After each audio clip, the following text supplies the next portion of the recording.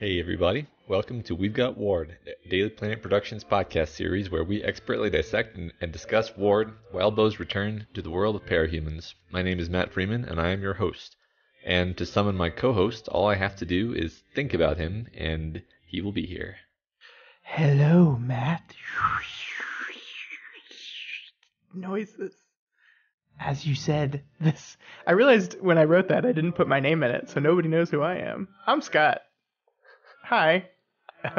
As you said, this is the podcast where you and I eagerly dive into Wildbow's world of shady real estate agents, severe mother issues, and alien-based death powers as we analyze and interpret this novel. This week, we are finally wrapping up our coverage of Arc 4 Shade with chapters 4.7 and 4.c. I know that there are technically 2 chapters out right now as we record for the next arc, but we thought this was a pretty good breaking point because after we do that, we're going to spend a little bit of time talking about Arc 4 as a whole, what we thought about it, what we thought the trends of the arc and the major movements of the story that happened through this arc.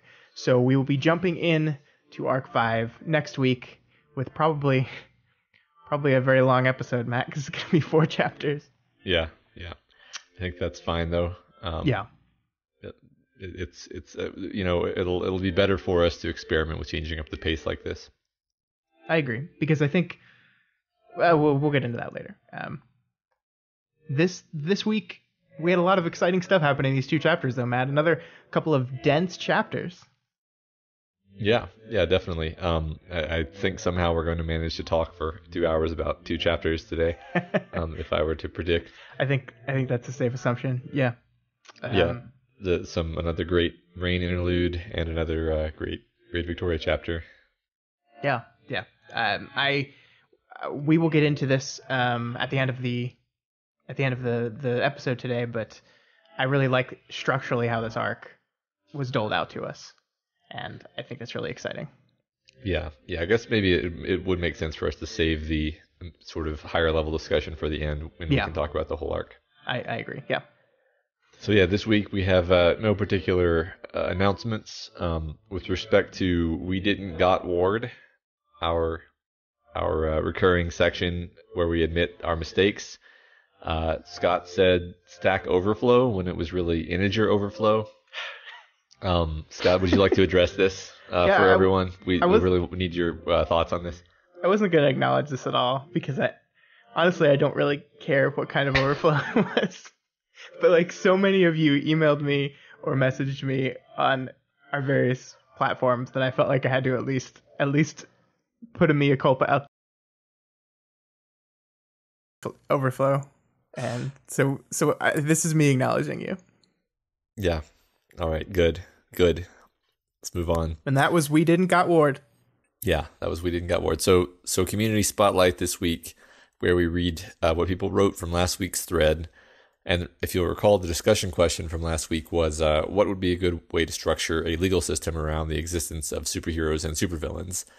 And we got a number of great answers, kind of all over the place in terms of perspectives and what people were prioritizing. Very thought provoking.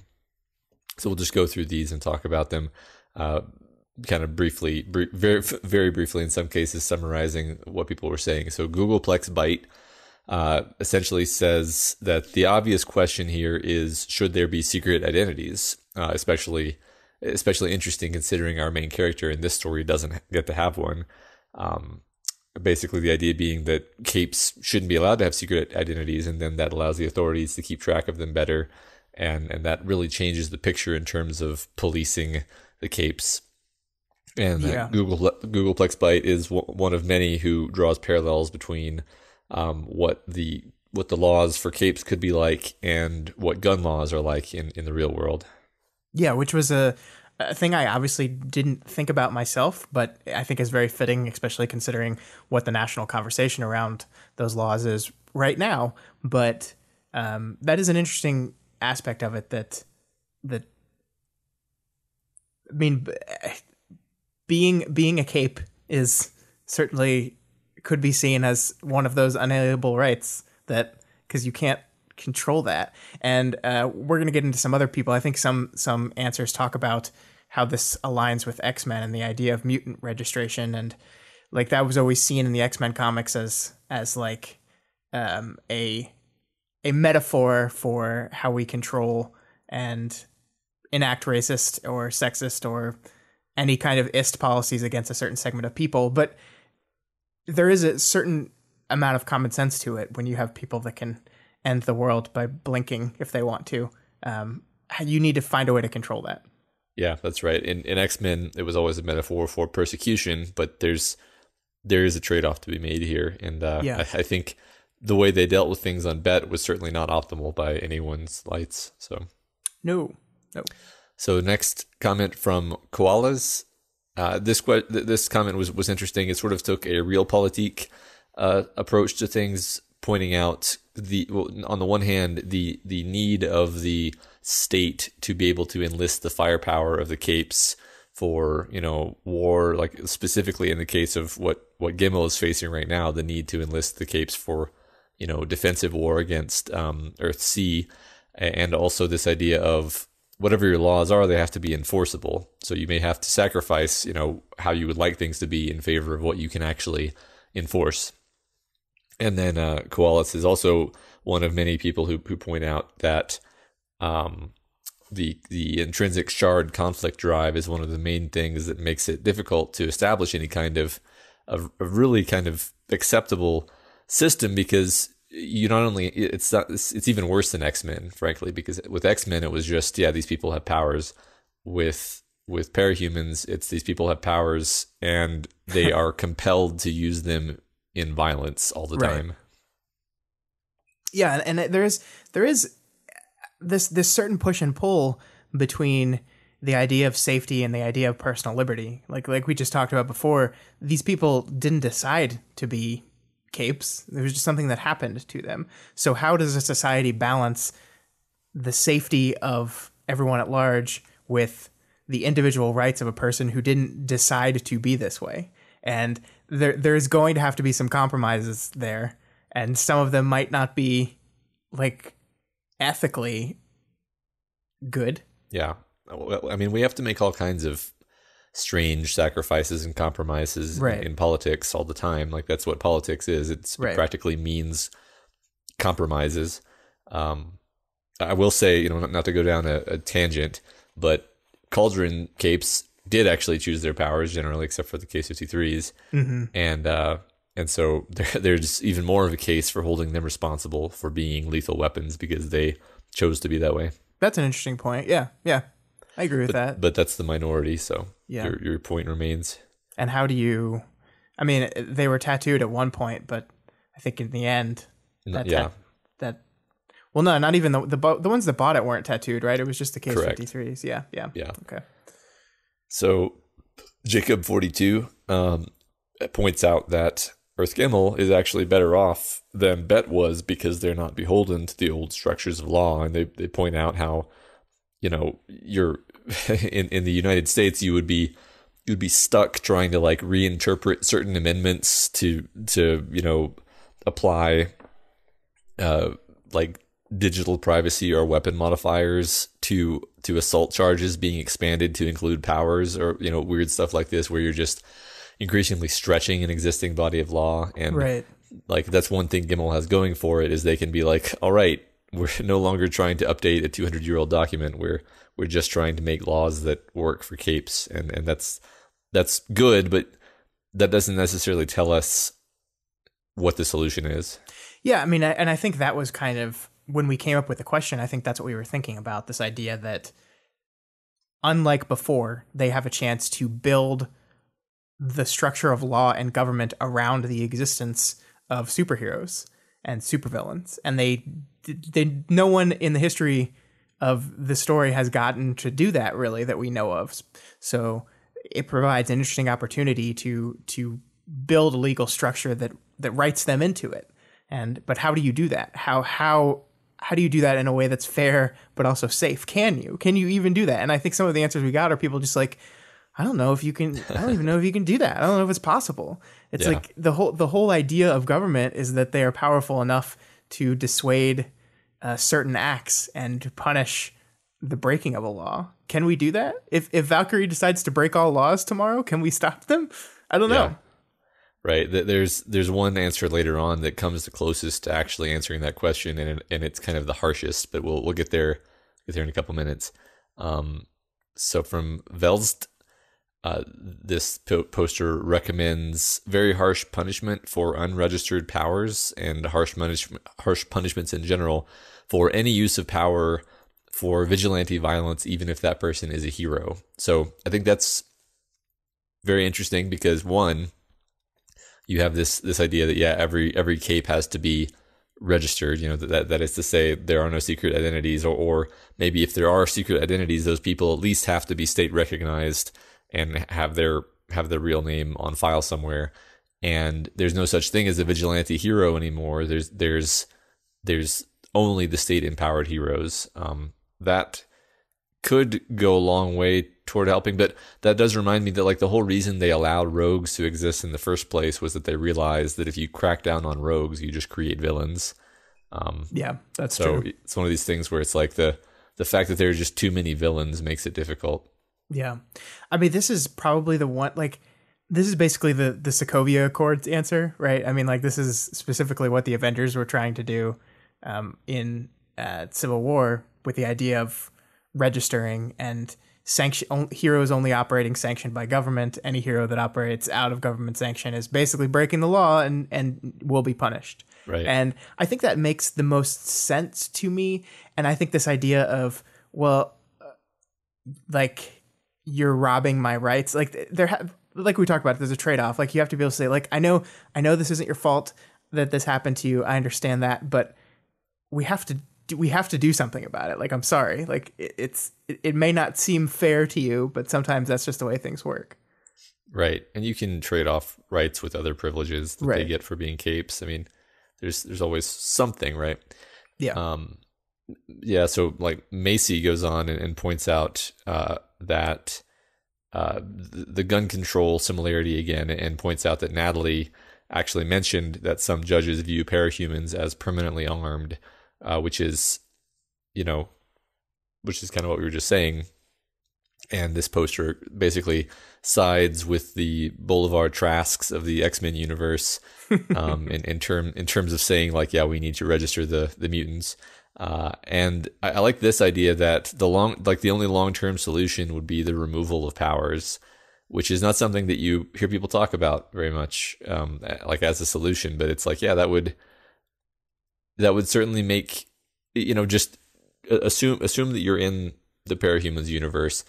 Statistically speaking, you would be a random civilian. You would not be one of these capes who gets to be a protagonist and gets to have the story be about them. So from that point of view, since the vast majority of people are not capes, if you could push a button in Bet and just wipe out every trace of what the entities did to Earth, you'd probably do that without hesitating, actually. Yeah, I would think so. Like, what good have capes brought to, the multiverse of Earths? None that I can really think of. Let me think for a minute here. Yeah, no. Yeah. I think we're at a net negative here. Yeah, at the very least. But yeah, I do really like to echo the gun control argument again. I do really like that this has all the same kind of complications with that, and the idea of, the common anti-gun control argument is you're punishing the law-abiding people, right? And I get that, but I mean, I don't want to get into a whole political gun control debate here on this podcast. That's not what this is about. But like we were talking about, yeah, okay, it might not be fair, but you can teleport in my house, and that's right. Dangerous. Like, you can go anywhere you want. Those have consequences, and we need to be able to deal with them in a civilized way. Yeah, well, I mean, the whole idea of rights exists within a framework of people not having extremely asymmetrical abilities, I think. You have to reconsider what that means in a very different context. Yeah. So finally, answering the question, Sir Graug writes about taking a more rehabilitative view of justice rather than a punitive one, or kind of a lock them away in the birdcage view. And they suggest creating a paramilitary organization specifically, a military organization specifically to give outlet for the conflict drive. So basically, you kind of sweep all the capes together into this military organization, and you then aim them at like humanitarian missions, like putting out wildfires as much as you possibly can. Although, of course, sometimes you're probably going to have to aim them at other groups of people to get their conflict libido satisfied. Yeah. And then another interesting idea was that the miscreants would be conscripted and basically forced to cooperate rather than imprisoned. And interestingly, I didn't think of this before I read this, but as I'm reading it right now, it absolutely reminds me of the Yangban in terms of how they handled the problem, where they basically did this, right? Yeah, that's interesting. I hadn't thought of that. And then, of course, I was also thinking that this system would work even better if you had Vale 4 just tell them to be good every once in a while. Yeah, I think this answer is the one that kind of turns into the skid the most. Like, this recognizes the inherent humanity of people, in that we're always going to fight, we're always going to break the law, we're always going to be violent, and turns into that when it comes to people with the power to destroy things very easily. And while I think you could say this is kind of not the most pessimistic, but the least optimistic of the answers we got, I think it is possibly the most realistic. Yeah.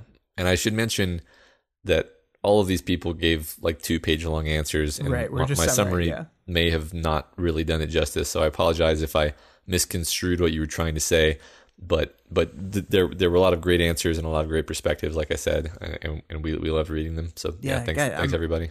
I'm really digging this discussion question part of the podcast. I really like seeing what you guys come up with. I think it breeds conversation, and it's conversation that's not specific to the book, but elements in the book and the things that the book is dealing with and discussing. So I think that's fun. Yeah, absolutely. So other comments, to shine a spotlight on, Megafire once again dives deep into a conversation, this time the Natalie/Carol talk from 4.6. And we really enjoyed these deep dives from Megafire. Yeah. Scott, you wanted to say something about Carol, didn't you? Yeah, I agree with everyone that Carol has behaved really terribly in this book so far. I completely agree with that.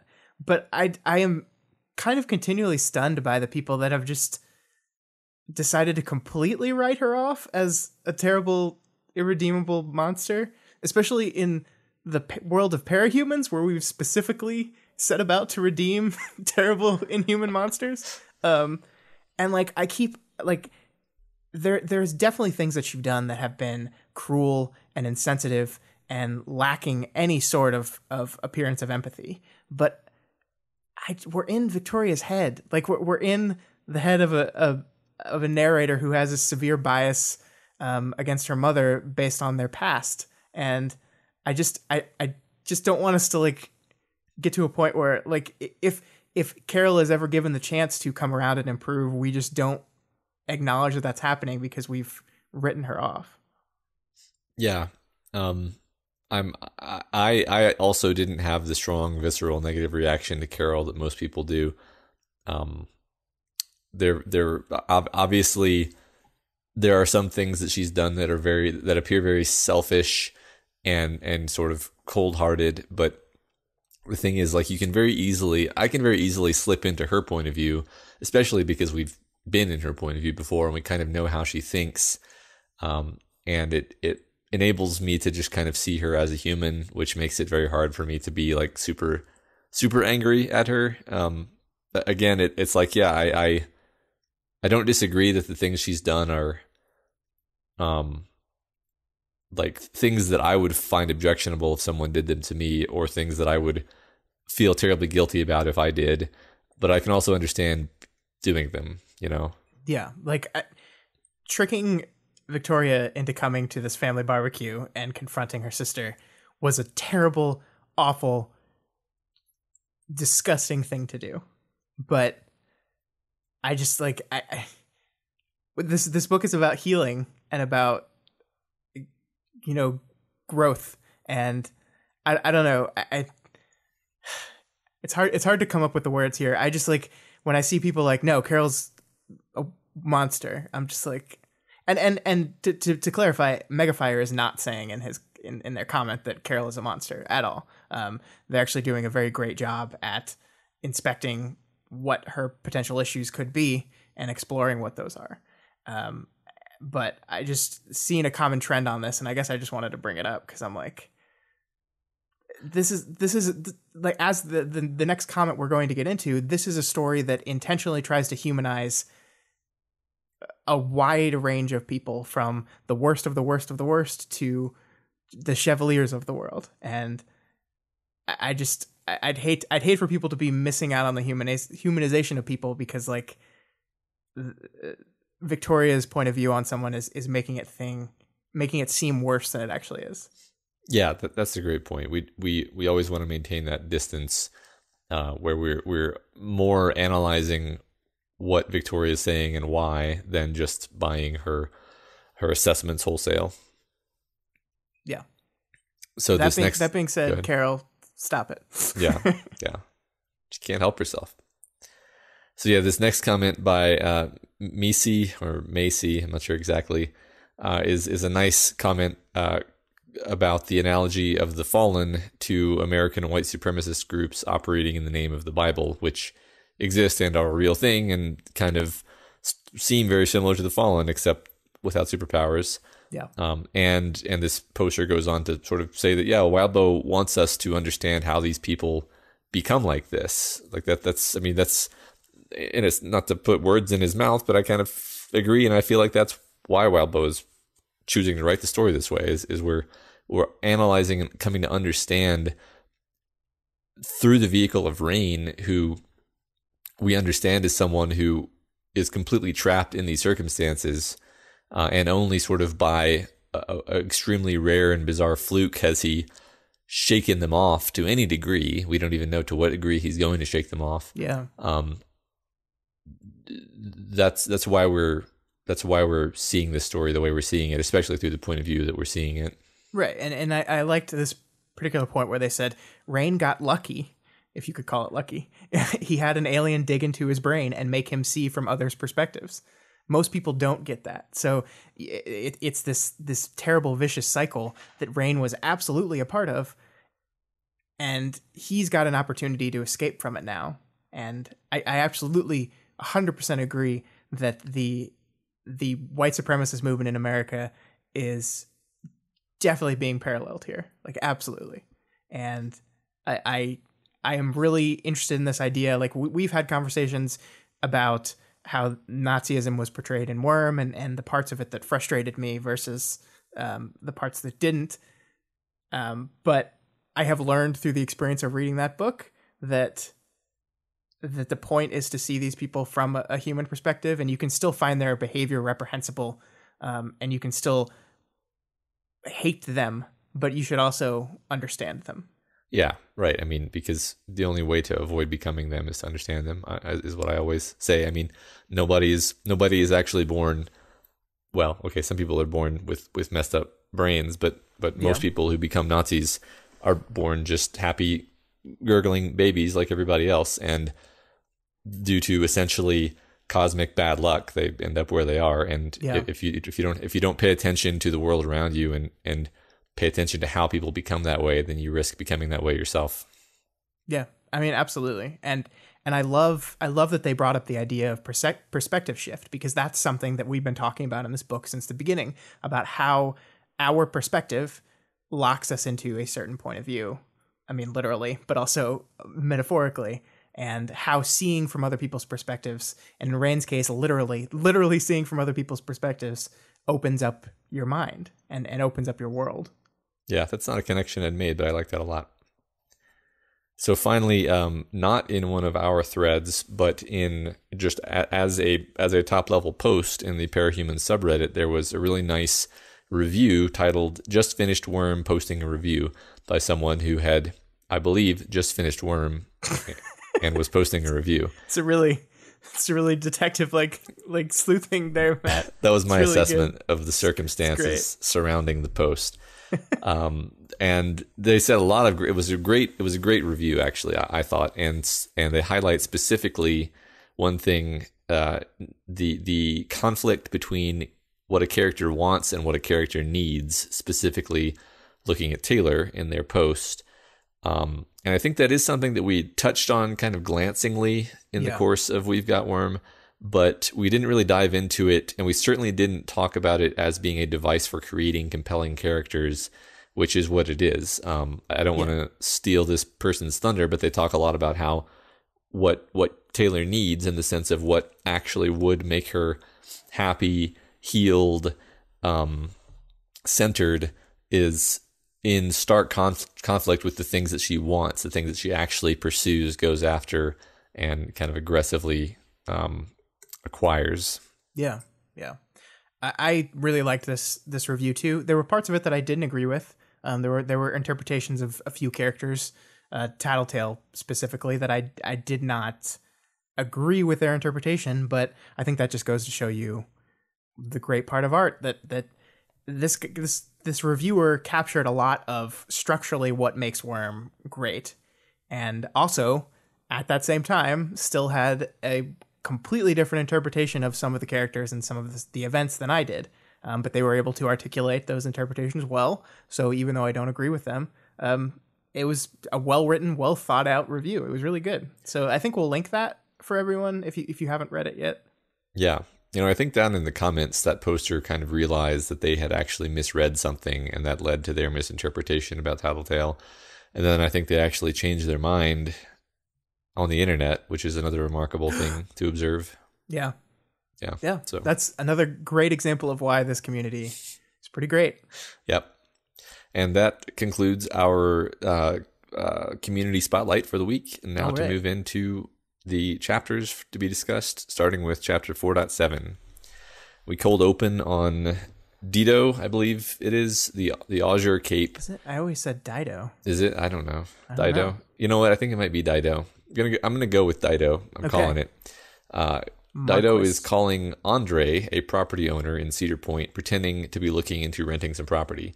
Andre is extremely stressed out by the call and rather brusquely brushes off Dido's inquiries, saying, "You'll turn this place into a war zone." Yeah, I really liked this cold open, as you astutely called it, and I appreciate how it is written. You have this whole conversation is really awkward. It starts off awkward and continues awkward. Like we set the tone for that awkwardness at the beginning when it turns out Andre, his name is actually Andrea, and like Dido thinks that she's supposed to be talking to a woman, but no, it turns out Andrea, where he comes from, is a male's name, and this is like a harmless mix-up. It doesn't mean anything really, but it sets the tone for the rest of the conversation that these two people are talking to each other, are communicating with each other, but are also kind of not, because like Dido is specifically trying to get a message to someone else. The whole point of this is to send a message to the people at large, so she's not really talking to Andre, and Andre is just lying the entire time, so he's not really talking to Dido. So you're just like, this whole conversation is two people just not really talking to each other. Yeah. It's very kind of awkward and intense in a good way, where you just can feel the tension on the line as Andre just is continually so uncomfortable and hangs up as soon as he can. Yeah. The most interesting part to me, though, is that we see that both Victoria and Tristan like have decided in the middle of this conversation that Dido and is not doing a great job. Like there's this moment where Victoria, I glanced over at the others and saw Tristan doing the same. His eyes met mine. I wondered if he had the same thought I did about how Dido's clarification about the name would only confuse people. And I just thought that was funny. It's like Victoria does not like Azure. Like that's become very clear based off of how bad that interview went and how terrible. I forget the guy's name now, but how inappropriate he was with her. And she's not really a fan of them being here, and she kind of seems throughout all this to be looking for ways to pick them apart a little bit. Yeah, Yeah. Well, and it was kind of funny. The like, oh, blue and gold, the Yeah. AU, and what? Yeah. Yeah. I mean, it did like just royally confuse him. And I think this is like, she's not talking down when she needs to talk down, Uh-huh. Um, like, you're absolutely right that defining what Azure means is meaningless for this real estate guy. Yeah. And Well, it at least clearly he doesn't. remembers it. Yeah. Well, barely. Yeah. Yeah. Well, yeah. Technically, he doesn't. He has to be prompted, but yeah. Yeah. So they surveil Andre as he storms over to complain to Prancer about this. As they watch, they discuss the looming threat of war. And they say it seems like things are moving inexorably in that direction. That's what Dido says, and she kind of has an insight into things based on her position. Apparently, there's a sect, the fourth sect, who want war just so that the sea inhabitants can thin their own population. Dido informs them that a surprising number of powerful people in sea have powers. And a bit after this conversation, Sveta mentions that she thinks Cauldron may have given these people powers. Yeah, which interesting. That's new Mm-hmm. information for us. But I think this is important because this serves to remind our characters and us that while the Misfit Toys have been conducting their first mission over the course of this arc, they've been entering into Hollow Point and planning around Hollow Point, that things on the in the rest of the world and the multiverse have been going pretty badly. We've got this fourth sect which is now introduced, which is surely going to come back in some form or fashion. And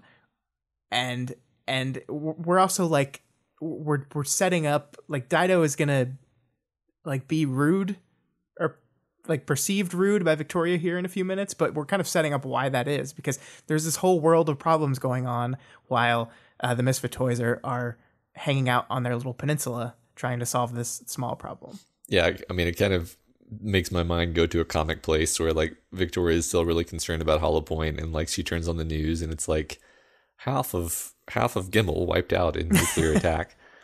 Oh, right. But we still got to do this Hollow Point stuff. Yeah, yeah. The most upsetting part of all this for me was Sveta's visceral reaction to hearing all this stuff. She gets angry.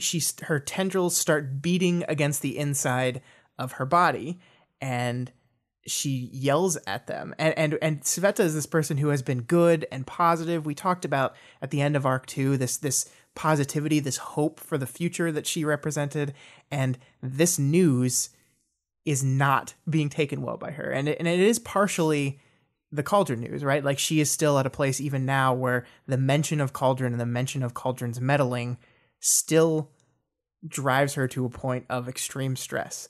But also, like, the idea that of war is coming, the idea that the rosy, sunny future where things are going to be better is seemingly like falling from their grasp, and she's not handling it well. Yeah, that's one thing with Sveta we've talked about before, that she really needs to believe that things can continue to get better.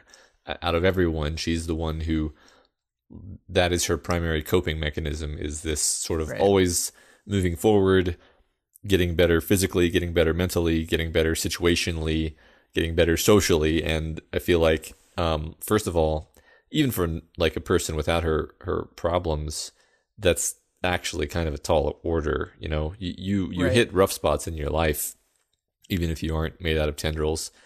And this is a particularly rough world. So I do worry what's going to happen with her when something bad happens that she's not prepared for. Right. Like this is a new world. It's a new opportunity. There's a new dawn on the horizon. This is literally how our chapter has started. But we're in the shade now, Matt. The light has gone out a little bit. And if things even start to seem like history is going to repeat itself and we're going to fall back into violence and destruction and death, how is her positive worldview going to be able to take that? And if not, then what happens? What happens to her, this person who has a lot of difficulty controlling themselves and who has killed people out of a loss of control before? Yeah, I guess we'll probably see. Yeah. So Victoria is irritated that Dido refers to their present activities of watching Andre approach Prancer as silliness, which I think is what you were talking about with the And being sorry, go offensive. ahead. Yeah, and this is really interesting. I want to touch on this for a minute because I think it's a great window into Victoria's mind right now. Like we were talking about, there is a war on the horizon. A whole big drawn out war between capes possibly is seeming to break out. And so for Dido, this mission that they're on is like it's like a vacation. I mean, they're just like this is small fry compared to what they are worried about in the macro. So and Victoria, like even is aware of that. Like she's like she says at the end of this rant that like, well, they've got the war to worry about and stuff, but it was still mean. She could have been a little nicer. And then, okay, it's fine. I'm just going to write her off as a ditz. And then I'm done. Yeah. I like that. I like that little bit of internal cognitive judo right there. Yeah. Well, she's just a ditz. Whatever. Yeah. Whatever. I'm not going to let this hurt me because she's just a ditz. But the most interesting thing to me about this rant, Matt, was the word choices, because she says, we were treating this situation as serious. We were trying to save Cedar Point and the people within, and we were trying to break up the criminal organization before it extended its reach too far or imploded. With all of our various issues, with one team member's life on the line, we were making the sacrifices and devoting ourselves to this in the long term. And I put a little emphasis on the words there that I was calling out, because we, at the beginning of this arc, we had this whole conversation where they questioned whether Victoria was a member. Rain saying that she's not really a member of the group. Tristan said kind of member, and Victoria seemed completely fine with that. And then in the last chapter, she was going through this thing where she wasn't sure like what her purpose was, what her goal was for this mission, and she came to some kind of understanding that we haven't gotten the chance to get to yet. But here in this moment, it is we are devoting ourselves to this thing long term. I am devoting myself to this thing long term, and that is a change in her. Yeah, that's a great catch. I didn't notice those, but she definitely seems to be taking a lot more ownership here. Yeah, absolutely. Yeah. So at this point, Prancer talks down Andre and plays it off as not a big deal.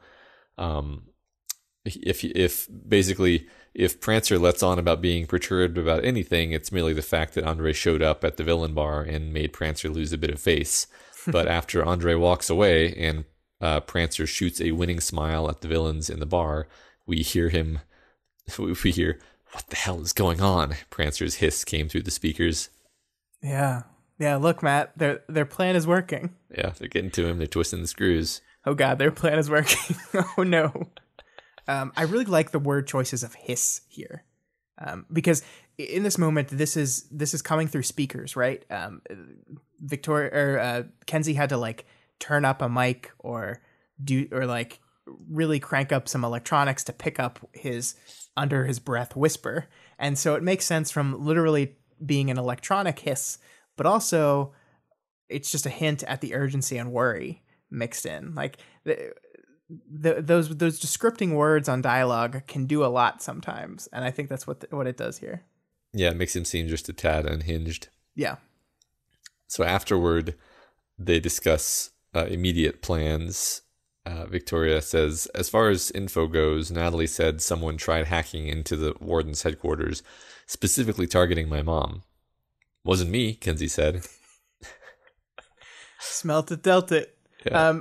This is one of those moments that I do question if this is specifically just a response from Wildbow to the rampant speculation on maybe Kenzie did it, and he's just like, I'm gonna just gonna throw down this and make it clear that that's not where I'm going with this. But it is also interesting that she just offers this up without any prompting at all. I don't think Kenzie hacked the wardens. I do not think it was her, but it does say something about her to assume immediately that people would think it was her. Yeah. No, I think that's, if anything, that's more where our heads are supposed to go, is to say, isn't it funny that Kenzie would automatically be like, oh yeah, people are going to think I did this, Yep. which is fair. So yeah, next the group heads to meet Rain and Aaron. If you'll recall, we ended last episode with them basically saying Rain and Aaron want to meet us. Let's agree to meet them, but not inside the headquarters. So now they're going to do that meeting. As we expected, Rain looks like crap because he's just been beaten by his uncle, and even Aaron looks worse for wear. Victoria is reminded of the bank heist with Taylor and the Undersiders in terms of how this makes her feel. And she thinks, much like Rain stood by the front of the car, hurting, his life in danger, my sister had stood a distance away from me, a knife to her throat. Following that, there had been the revelation of secrets. It wasn't that I held Rain close to my heart or anything. It wasn't even that I particularly trusted him, only that I recognized the pattern. Yeah. Yeah, the pattern. Yeah, that was my thought exactly. So yes, similar. The pattern, Victoria. Yeah, I mean, this is not the first time Victoria has called back to that bank scene. And it's very clear to us now that in Victoria's mind, the bank heist was the moment of the start of everything that went wrong for her. It was this splintering point where her life was ruined because secrets about Amy were revealed, or I don't think the secrets themselves were revealed, but the fact that there were secrets was revealed, and that damaged her relationship with Amy, which snowballed into what happened to her. So that is the splintering point, and she is so wrapped up in that idea that she sees something that, okay, maybe is similar. At least like geographically, there's someone standing in front of you about to reveal a secret, but it's a stretch. Yeah, right. I think it's worse than a stretch. It's a mental problem. I mean, it's PTSD. Yeah. We'll get into that in a bit, but that's literally what it is. Yeah. Right. But yeah, we'll get into that in a second. So Ashley kind of notices her having this reaction. It says, "You've got a look in your eyes." Ashley said, "Fiercer." I think that's to Rain, actually. Oh, yeah. I'm sorry. You're right. Yeah. I pulled that out because this is a tiny little beat, but I really, really love it because as we've discussed in the last week, Rain is not the same person he was last time he was around this team. He's done that 180. He's found strength and purpose in, I'm going to protect Aaron. I'm going to get Aaron out of here. I'm going to help her. And to do that, I need to be strong and I need to defeat the people coming after me. And Ashley, of all people, is the one that notices that change on him. And that's very in line with what we understand of Ashley at this point, that she notices things about people. Like she noticed how similar her and Victoria were. She kind of knows, she understands Kenzie on a certain level. And now we see she notices a change in Rain here. And I think it's really great. Yeah, I think Ashley has a tremendous amount of struggle and pain inside her, and the things that we see her noticing and relating to in other people often have to do with their own struggle and their own pain. I think, that humanizes her a lot and makes us like her and empathize with her a lot more. Yeah, that's a really good point. I completely agree. So here, Rain finally gradually meanders his way toward explaining what's going on. He's been hiding out with powerful capes, a rather insular family, taking forever to actually get to the point of saying it. But Victoria kind of puts it together, even though she doesn't want to. She specifically thinks, I could connect dots. I deliberately avoided doing so. Which again shows this level of awareness that she has, right? That she's like aware when she's deflecting and avoiding. Like she's aware of it. Yeah. Kind of an interesting kind of metacognitive, hyper-controlling nature. I don't know how deep to go down that rabbit hole, but probably a case to be made that a lot of the time we see her, she's watching her thoughts. She's not just thinking her thoughts. She's watching herself think her thoughts. Yeah, I mean, and I think that ties into the warrior monk idea that it's not just about externally showing that image of a completely calm, collected warrior, but it's even internally. She doesn't want to think the things that betray the warrior monkness. She wants to be inside and outside that monk.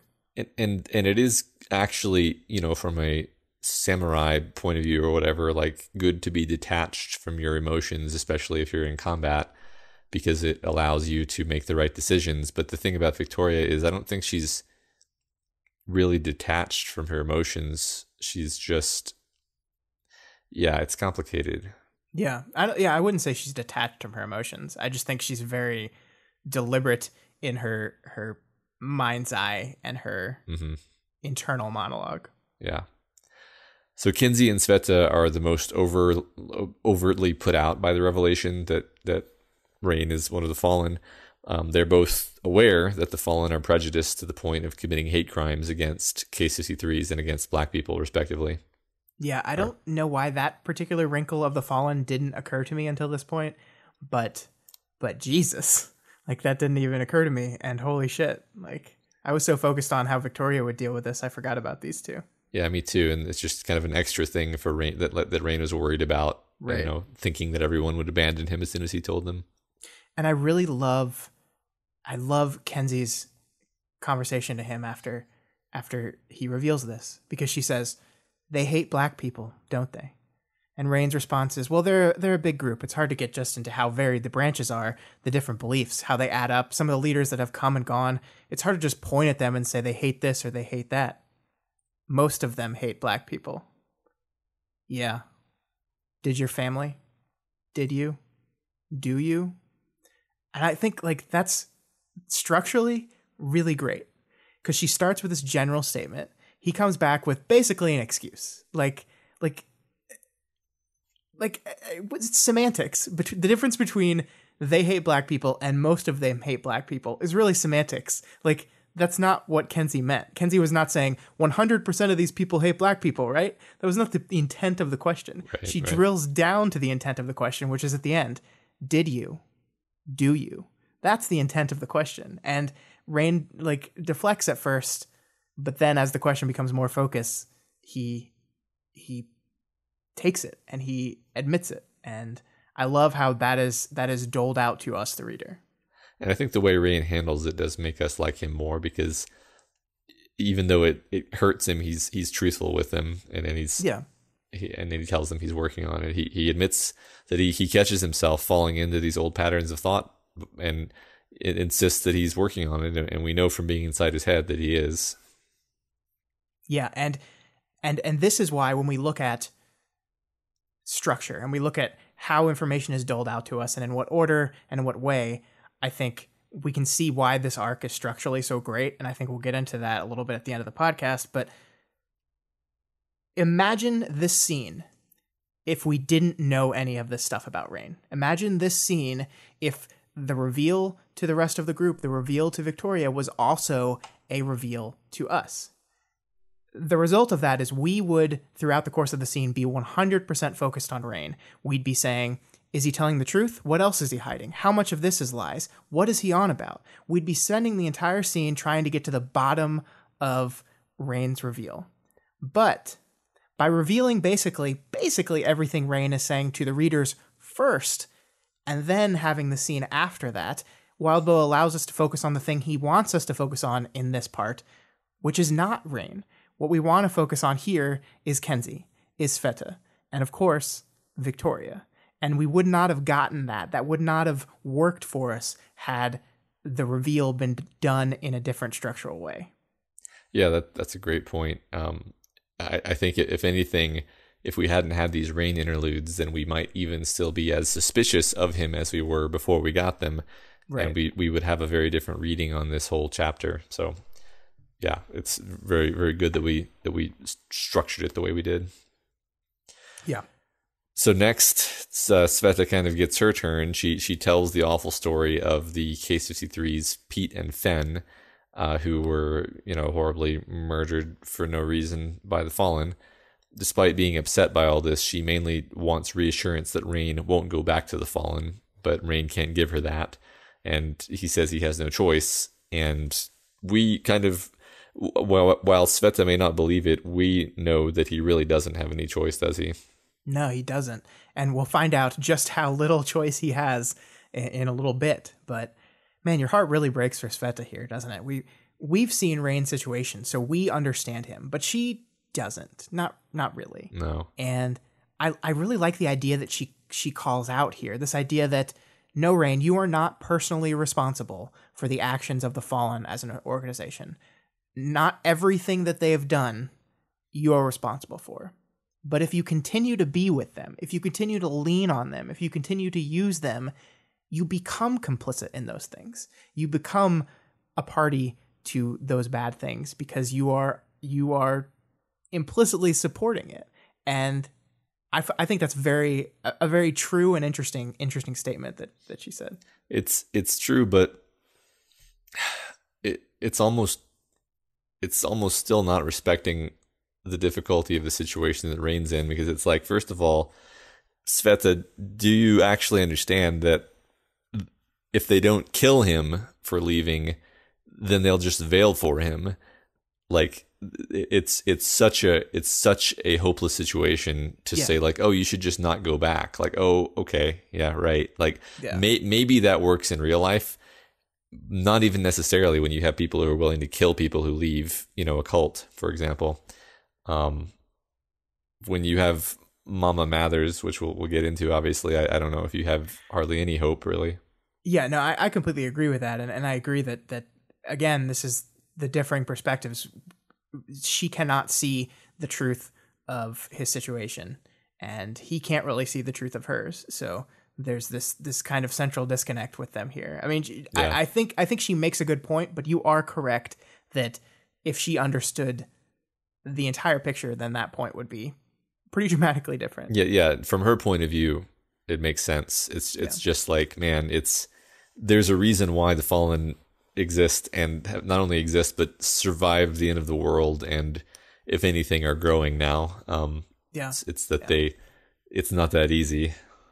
Yeah, so it's like I hinted to before, we've talked a lot on this podcast about how interested we were in seeing how Victoria would handle this reveal. Because we specifically spent time to set up the fact that Victoria does not like the Fallen. She does not think the Fallen are deserving of a second chance, and she goes out of her way to stop the Fallen from recruiting someone with some vendetta. So we were like, yeah, let's see how she takes this. But we don't know what those personal issues that she has with the Fallen are outside of they're bad. We just know that they're bad, and she doesn't like bad things. She's a hero. She is freaking out here, and we'll discuss that in a minute. And a lot of her freaking out is because she's linking this scene and this bad news and these secret reveals to her trauma-filled, horrible past. She doesn't appear to have like something personal against the Fallen here, but Kenzie does, and Sveta does. And I think that's very, very interesting as an examination of what's going through Victoria right now. Yeah, I think you're right. Victoria is making the connection to all this through sort of this traumatic, like almost metaphorical connection, but there's not a direct connection with the way there is with Kenzie and Sveta. Right, Kenzie is literally, they hate black people. I'm black. Do you hate me? Sveta's is, they killed two of my kind, two of the people that I looked up to most in my worst moments of my life. Victoria's is, this reminds me of this one thing that happened with my sister. Yeah, and which is not that similar. Yeah, and not to diminish that effect on Victoria. That is she has issues, and that makes sense. But it is much less personal and immediate outside of her perspective. Yeah, right. And I think we're going to get into that right now. So interestingly, Ashley is sort of taking point in this interaction.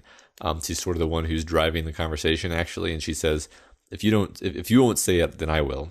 I'll guess. You killed people. Rain went very still. I could remember a similar look on my sister's face. And just again, the fact that she keeps connecting everything back to her sister, it bears mentioning that this is the definition almost of post-traumatic stress disorder. This is traumatic imagery and feelings spreading out like ooze to touch things that are not related to what the trauma was actually about. It's this traumatic kind of, ooze, like bringing the baggage along with it, poisoning unrelated interactions, pulling every aspect of your life into this traumatic context until every conversation you have gets mapped onto whatever that other situation was, even if it's really not related. And I want to clarify, like I've made a couple comments in this conversation that I think could be construed as me like ragging on Victoria for doing this. It's like no, that's not what I'm trying to do. I'm pointing out that she is in the grips of post traumatic stress disorder, and it is really sad that this is happening. No. And I'm not making fun of her for this. It's just I'm just pointing out that this is something that we really need to understand about this character. Is she imports this into everything that happens. Absolutely. I think that's a really good point. That this is not us ragging on her. I would never do that to Victoria. She has been through so much, but it is important that we point it out. It is important that we separate this from the kind of immediate reactions that the two other people are having. And I think this is why PTSD is so hard to deal with, because like how do you get past a thing when that thing, as you said, has seeped into every corner of your life, that even if something is not related at all, it still reminds you of the thing. And we saw this with Brian a little bit in Worm, and we're seeing it with Victoria here, that everything is reminding her of her sister and the things that happened. Yeah. Unfortunately for Victoria, I think very often the part of the solution is to actually face the thing that is the source of your trauma, and thereby sort of desensitize yourself to it. She's not even close to wanting to go there, though. No. We're building there, but yeah, she's a long way away, I think. Yeah, right. So Victoria finally interjects almost with a non sequitur. She says, "Your whole life." My first time speaking in this conversation, maybe. I wasn't sure. I was in a different mode. And I like that, just her pointing out that she's in a different mode. It's like, yeah, she's practically having a panic attack, or at least like a flashback. She's just gotten really good at not showing it to the extent that no one else notices what a hard time she's having. Yeah, she's not aware of if she spoke before, which is, I mean, that is a big deal. And it is the first time she spoke. And this is very deliberate, like, because Victoria has throughout this entire process tried to be that coach, tried to be the one stepping back and letting other people talking and not interjecting unless she really felt like she had to. Just observe and report, kind of. But she can't do that here. She's kind of compelled to jump in as she heads down this rabbit hole of trauma. And it's really sad. Yeah, definitely. We learned here that apparently Rain isn't really Rain's original name, but his full name now is Rain O'Fire Fraser, and that his parents literally sold him to a different family. So his aunts and uncle are just fallen guardians. They're not related to him at all. So he does say that his cousin, like he did make a specific reference to the fact that his cousin was his actual cousin. So is the assumption there that she got sold as well? I'm not really sure about that, and I have a feeling we'll learn more. Like later on in the next chapter, we see that he is blood related to a lot of these people. Yeah. So it's just a question of like, I guess what's really happening is the family is just actually really big and sprawling, and they tend to trade the kids around for convenience. Maybe that's currently my interpretation, but I could be wrong. I think you're probably right. I'm not sure about it. So we have Victoria thinking from the bank robbery to the period after, trying to find normal again. Rain had been more open. Did that change the course of this particular river compared to the one I'd known? Or were the key elements all there still? The discomfort, the I'm trying, but I'm not going to do anything different. Did it still lead to disaster in the end? So this is her kind of, this is the pattern that she's recognizing. I think kind of explicitly pointed out that she sees in Rain, she sees someone like her sister who is on a bad path and seemingly not willing to do what's necessary to avert the disaster, at least from her point of view.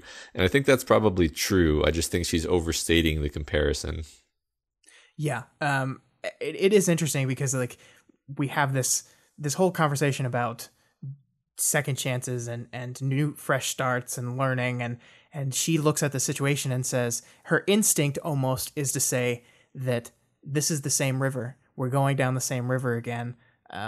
Is this enough to change the flow, or are we doomed to repeat this thing that happened with Amy? Is this doomed to happen again and again and again? And Rain is kind of, now she's kind of positioned Rain as the test for that now, which could end up really bad, because the amount of things that are stacked against Rain are bigger than any of our characters know at this point. And so I worry that, like, she has decided that this is what happened with Amy. I am now linking Rain to this thing. If Rain falls, if Rain fails, if Rain is swept back up in becoming that bad person that he was before, does that prove to Victoria that these kind of things are inescapable? And what does that mean? And that's not a good implication. Yeah, you're probably right about that. It just occurred to me what a good thing is that Rain had this conversation today rather than the next day, because it would drastically change what he would be able to say, I think. Yeah, I completely agree. So there's a lot going on in terms of each of our misfit toys having their own reaction to this, but I'm going to focus on the protagonist because she's the protagonist. We have this section here where Rain notices, Victoria, you've been quiet. Yeah, I said. I was aware of the silence that followed my statement. Snag's army. They're after the fallen, I said. Yeah, Rain said. But they want you. Yeah, Rain said. His expression darkened as he said it. No illusions about what was in store for him if that happened. Because of the kids and the others you killed. Because they blame you. Yeah, Rain said. I nodded. I can tell you the details if... I'm going to go, I said, interrupting. I was aware of the looks I got. Tell Kinsey everything's cool. I'll be back. I just need to think on this. No actions out of instinct. I'd think, piece everything together. I flew away from the scene before I could say or do something I'd regret. Yeah, so I pulled this out because, again, we're seeing that she's so upset that she feels her only choice is basically leave immediately and awkwardly or do something she'll regret. So it's like, yeah, that's the warrior monk again. But in this instance, even the cautious choice doesn't look very balanced from the outside. No, yeah, I agree, because it makes it look like she's just like losing her shit and has to get away right away. Yeah. It does once again show this common trait of hers, which is the de-escalation we've talked about a few times before. When the going gets tough, Victoria says, fuck this shit. Yeah. Which is very often a wise choice in this world. Yeah, I agree. I'm not necessarily saying that's a bad trait. Right. So later on, Crystal and Victoria stand on a force field overlooking Hollow Point, watching another small hero group do a patrol. The simplicity of the picture, good guys and bad guys, soothes Victoria. Yeah, this desire to live in a world that is not so complicated, where good guys are good, bad guys are bad, and we don't have good guys keeping secrets about how they were formerly bad guys because they've been enslaved by a bad guy cult, and there's good people in the bad people, but they can't get out, and oh my god, it's so complicated. She just wants good versus evil, black and white. Right. And that's understandable. I mean, sometimes you get so swept up in the complicated nature of life that you just wish things were simple. Right, yeah. I want a hero who wasn't actually a clone of a Slaughterhouse-9, remember? So Crystal tells her that she's going back to the PRTCJ despite having taken a couple weeks off after the broken trigger incident. She shows concern for Victoria, but Victoria hand-wavingly reassures her. Yeah, but it's not just that she reassures her, it's kind of how, like, I think so, I said, and then she says to herself, if this meant Cedar Point. On other stuff, less sure. Yeah. It's like, so yeah, the thing, I mean, I don't think that's what Crystal was talking about. Like, she wasn't mean like, are you cool with Cedar Point specifically? I think It was, are you cool with everything? Because this is when we learn that Crystal has not met any of the people that she's been with. I mean, again, we don't know how long it's been since she joined this group. I as we said last week, I don't think it's been very long at all. It's been a week or so, but she has not introduced the people she knows to this group. She's kind of been keeping this off to the side, her own thing. And Crystal's just like, are you doing okay? It's like, oh yeah, with this specifically, as long as there are good guys and bad guys and we're driving out the bad guys with the good guys, that's good. Everything else, no. Yeah. No, but let's not talk about that right now. Yeah. So, but I mean, it's not like she's doing nothing because they do now fly to meet Yamada, which is probably the best thing she could be doing. Uh-huh. So apparently Crystal likes Jessica for having talked to her about her horrible traumatic losses that apparently nobody else had ever talked to her about. Yeah, because we forgot that Crystal lost like her whole family too. Uh-huh. Poor Crystal. Yeah. That's just normal for capes though, Scott. Yeah. That's just like baseline. It's Ugh. not even worth talking about. Once again, we are living in a superhero world where I can earnestly say, superpowers, pass. Yeah, not worth it. No thanks. Nope. Yeah. So they talked to Jessica, and Victoria and Yamana get around to talking about about whatever it is that Victoria figured out just last chapter, which was this kind of thing where the text kind of alludes to her putting something together, but we're not really sure what. And here they're sort of talking about it, but they're talking in a circuitous way. Basically, all we really understand is that things aren't quite what they seem. There's something more going on than just a handful of troubled young capes. There's something sinister. Yeah, and I love how this ended up unfolding. You and I spent like 5 to 10 minutes last week trying to like piece together what we thought Victoria had discovered, like the reason why Yamada brought her here. And I think we probably overthought it a little bit. We were kind of close, but I think we headed in the wrong direction. We were looking at ways in which Weld and Victoria were similar when we should have been looking at ways in which Weld and Victoria were different.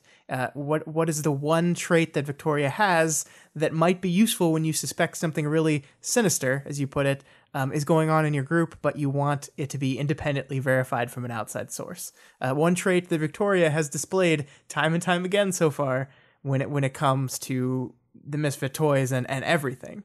And that answer, of course, is paranoia. Is Victoria's paranoia. Her constant worry that something else is going on was exactly what Yamada was hoping to get out of her, to determine and reinforce this worry that she had. And I just think that's really great. Yeah. Speaking of paranoia, in the next chapter, we're going to have ample time to talk about how Victoria's paranoia has completely infected at least me as the reader. Oh, I can't wait, Matt. It's going to be good. Speaking of which, is it time to move on to chapter 4.c? All right, chapter 4.c, the final chapter of this arc. And we get the third cluster dream with Love Lost, which we've been looking forward to, and now that we're here, we wish we could just wake up, right? Yeah, I regret looking forward to this. This is one of those chapters that just royally fucks you up in every single direction.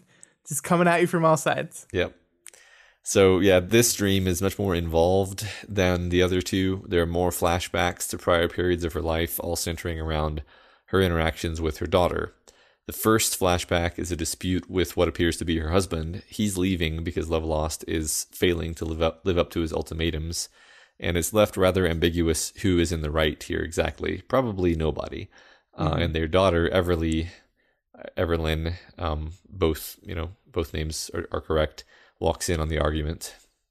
Yeah, I like this because it's very clear that Love Lost at this point in the story has been a shitty mother. She's working really hard and she's trying to find that balance, but she's clearly failing. But also, her husband just like decides to leave because of that. Like, we don't get a clear indication if he maintains a relationship with his daughter after he leaves. In fact, I think a later part of these dreams will reinforce that perhaps he doesn't, that he's just gone from her life. So it's kind of like him going, hey, you're being a really shitty mom, and I can't take it, so now I'm going to be a shitty dad. Yeah, that was sort of my take, actually, was that, like, he is doing the giving you accusing looks to make you feel like you're crazy and it's all your fault, while I actually just want to get out of the situation.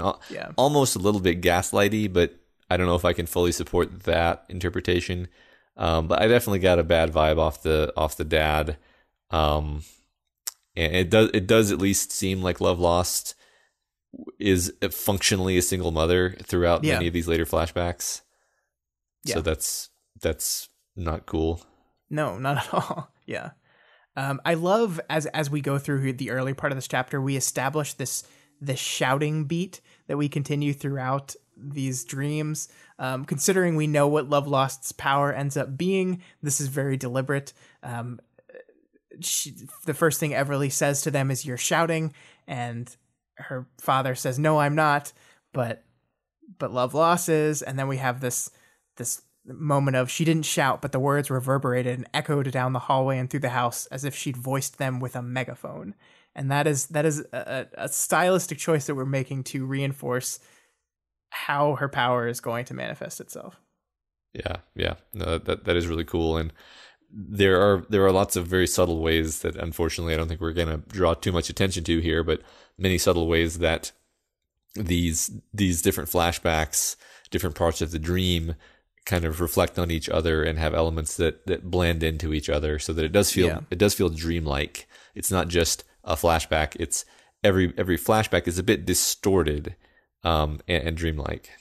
Yeah, you're absolutely right that, and a lot of time it's sound that is used to connect those two scenes together. The sounds transition from the sound in the one scene to what that is in the other scene. A Love Lost crying transforms into the cries of the people during the trigger event. Her scream transitions to a scream coming from the television set. These are different, distinct moments, but they're bled together using sound, and that shows that in this woman's mind, it's all connected. It's all together. It's all part of the same thing. And that makes it even worse. Yeah, definitely. So the husband leaves her, and the scene dissolves into the chaos of the attack and the trigger event. Love Lost tries to hold her daughter, who's now older, as the crowd crushes against them, and a collapse of stacked tables leads to her daughter being struck hard in the face, apparently hard enough to kill her. Let's just move. I don't want to talk about this. Let's move on. Yeah, it's pretty horrible. It's awful. So the second discrete flashback is an incident where Love Lost is profoundly frustrated with her daughter, but then discovers a booklet that the daughter has drawn. And Matt, there's so much going on in this scene. Like, there's so much really subtle displays of the relationship between the two of them and her frustration and her problems. Like, as a parent, I'm sure you can relate to you being tired at the end of a long day and your kids just being really loud, and you just want quiet things. Yeah, I mean, I probably had this exact interaction where I'm like, I just need a minute, and then I like see some beautiful "I love you, Daddy" style note, and I'm like, melt, you know. And I love, I love what she reads in the book, right? I love, like, the red-haired wizard once had a teacher, but he was gone, which is what makes me think that her father is just out of her life now, right? Mm-hmm. I mean, it's just, there was only the knight who had raised her up, who had red hair like her. The knight detected crimes and was always very tired and very grumpy. So I guess this is a hint that Love Lost was possibly like a police detective or something. Yeah, that was her job. I think you may be right, because like she talks about the requirements of the job being something that keeps her out at all hours, right. And like there's various interpretations of what that could be, but being a detective would certainly be one that makes sense. Mm-hmm. So that's cool. That's a cool connection. I like that. Yeah. Here we have this moment. Love Lost's vision blurred slightly, and she paged through. The lead-in to the book took a long time, and the confrontation at the end was brief, as the demon was slain. Love Lost looked away at a small collection of empty bottles on the counter, tucked behind the microwave and the wall, set out of reach. And that's basically just the empty bottles. I think are implicating either a drug or alcohol, either problem or perhaps prescription medications that she needs because she's kind of having a hard time. All of this, regardless of how you interpret that, is establishing Love Lost as being pretty like worn ragged as a single parent, having a lot of her own problems that she's dealing with, and getting frustrated with her daughter, but also loving her immensely. Yeah, there's also a reference to the stem of a wine glass randomly thrown in there. So I think there is some sort of alcohol issue here. Yeah. But yeah, I love that like we're developing this character as complicated. Yeah, she has all these issues. She's trying to raise her kid, and she does love her. She does love her kids so much. We take this time to show her visceral reaction to reading this book. Like she walks into her kid's room and says our line, Matt. She says our line. She says, "I love this," Yeah. pressing the book against her heart. Evelyn smiled. "You do? I love everything about it. There are parts I was worried you wouldn't like. I love it all." And that's so heartwarming and sweet, even though you know what's freaking coming next. I know. It's just horrifying. Yeah. So she promises they'll go shopping and get Evelyn the kind of scarf that she really wanted. And this is another transition moment here, because we transition here back to the death. And I think this is a really clever use of it, because the scene ends with her promising to go to the mall and get her a scarf. We're going to go shopping. We're going to get you a scarf. And we know, Matt, that this is not the mall trip that gets Evelyn killed. We know that because she's way too young in here. She's like 12 when she ends up dying. She's like 5 here or something. She's too young. It's not the time. We know this. And yet I couldn't help think, oh no, don't go shopping. Don't go there. That's where you're going to die. And I think that connection is not just made by us. I think that connection is made by Loveloss herself. This connection between this moment of, we're going to go to the store and get you something, and a store at the mall in a public place shopping is where I lost you. Yeah, I mean, and that is certainly the kind of dream logic that you can imagine happening in an actual dream. Makes sense. Yeah. So like you said, we're then subjected to the same scene of her daughter's death again, which lets us know that not only is she forced to relive this every night, but she's forced to relive it several times a night. So then the next flashback is a tremendously harrowing scene, which bothered the hell out of me, which was the mother and daughter sitting on a park bench as the world rumbles and flares with golden light in the distance. People run in scattered, aimless panic, and we know immediately this is the end of the world, and all Loveloss can think about is how she's wasted so much time. Yeah, and she's like, "Do you want to get ice cream?" And her daughter can't understand, and it's this harrowing, like, I mean, I think the book, the scene with the book messed me up more, but yeah, this was rough. And I think what this does is we see that she's already had to face in her past losing her daughter before.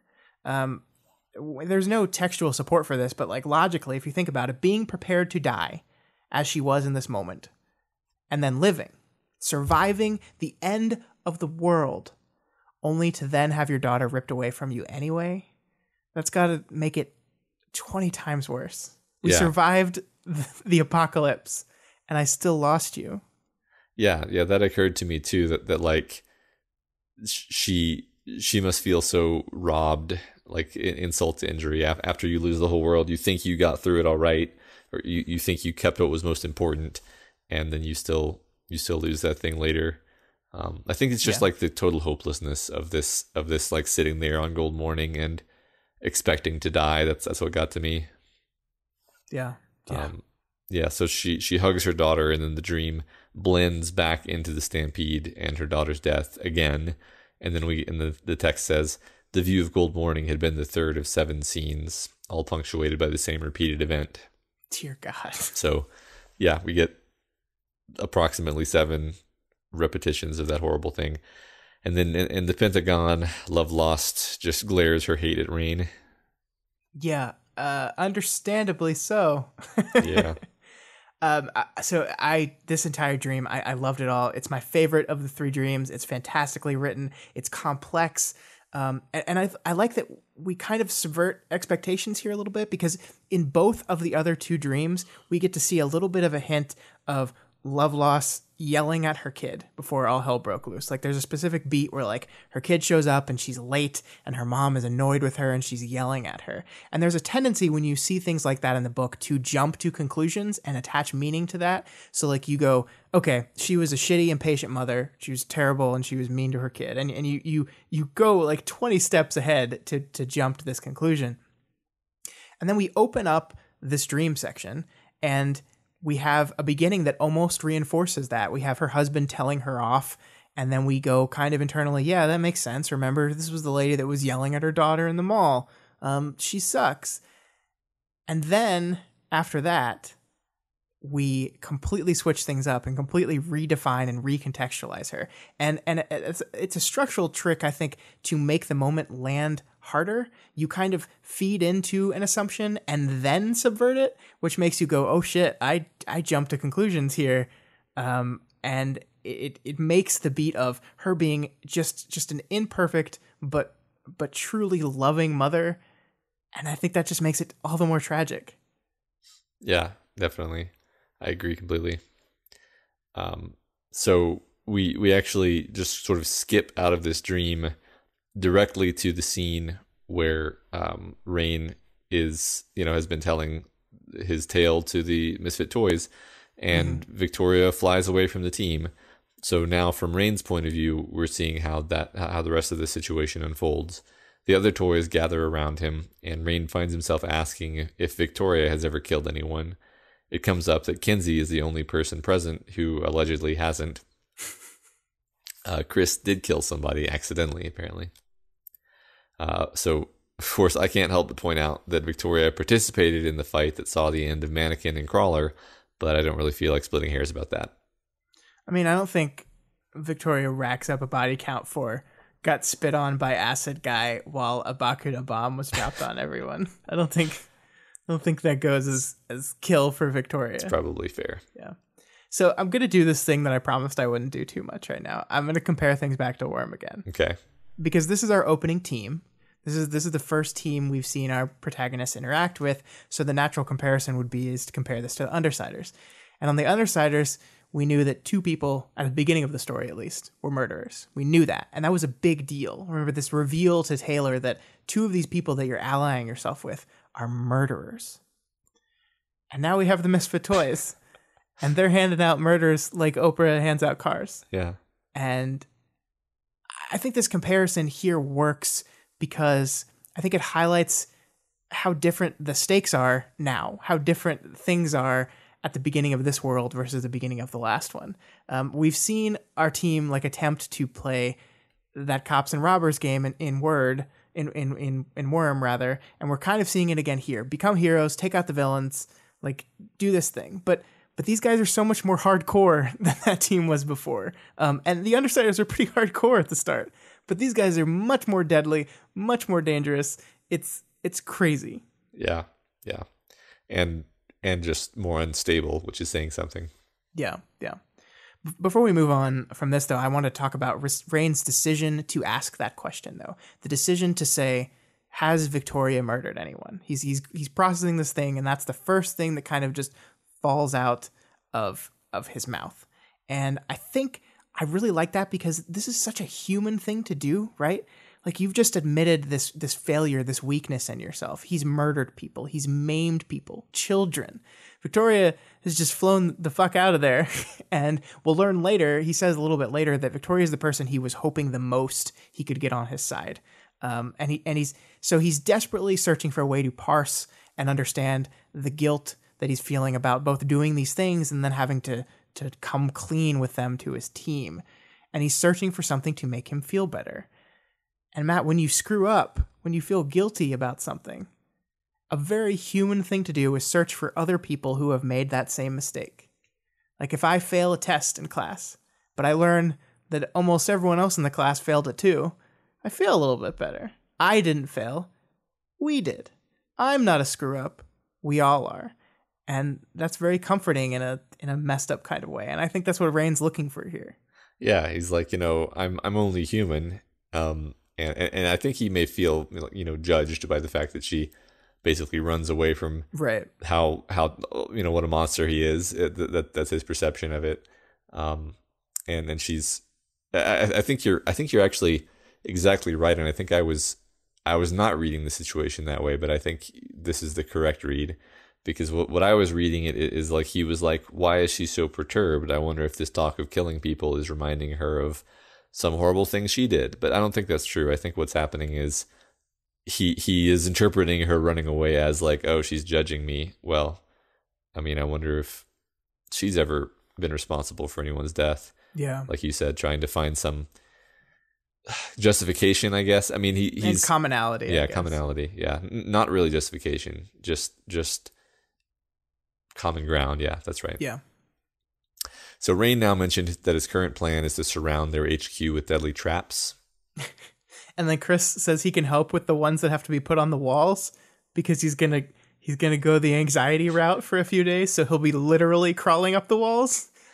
Yeah. Which again, I think reminds us that out of all of our Misfit toys, Chris is the one we focused on the least so far, and he's the most of a mystery to us. And we keep getting little tidbits of juicy information like this. It's like, oh, I'm gonna be anxious for the next few days. I'll literally be climbing on the walls so I can check them out for you.